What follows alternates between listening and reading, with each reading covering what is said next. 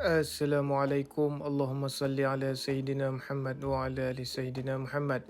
Daripada makam lama yang terletak di dalam kawasan Kampung Gulau, Pokok Senar Negeri Kedah, Min bergerak ke salah satu lagi makam yang dikatakan milik kerabat Diraja Negeri Kedah yang terletak di tepi sungai berdekatan kawasan Tualang.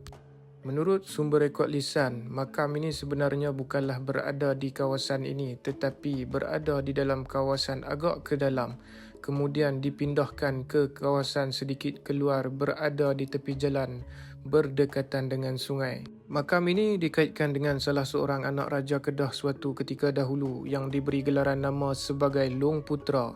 Terdapat berbagai versi cerita berkenaan sejarah Long Putra ini. Begitu juga dengan makam ini memiliki pelbagai versi cerita. Di antaranya dikatakan makam ini sebenarnya memang bernisankan nisan wanita tetapi ianya memang sebenarnya milik kepada Long Putra yang diletakkan nisan wanita. Bismillahirrahmanirrahim. Assalamualaikum warahmatullahi wabarakatuh. Allahumma salli ala Sayyidina Muhammad wa ala ali Sayyidina Muhammad.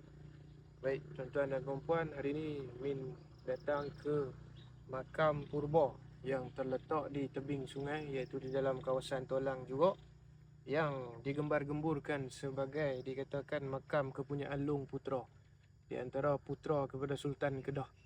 Tetapi jika dilihat melalui nisan ini tuan-tuan, nisan yang bertanduk, tipologinya menandakan yang makam ini kepunyaan wanita.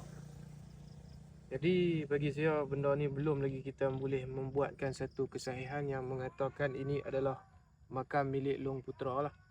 Kerana Long Putra ni seorang lelaki. Kalau kita tengok dari bentuk tipologi nisan ni adalah nisan perempuan. Jadi dari situ pun kita boleh agak orang kata apa sangsi lah. Nah, jadi terima kasihlah kepada yang komen dan memberikan info berkenaan makam ini.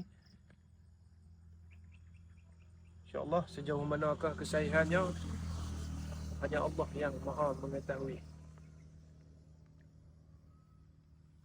Ada juga versi yang mengatakan makam ini milik kepunyaan isteri kepada Long Putra dan mengatakan makam Long Putra yang sebenar berada di Perak.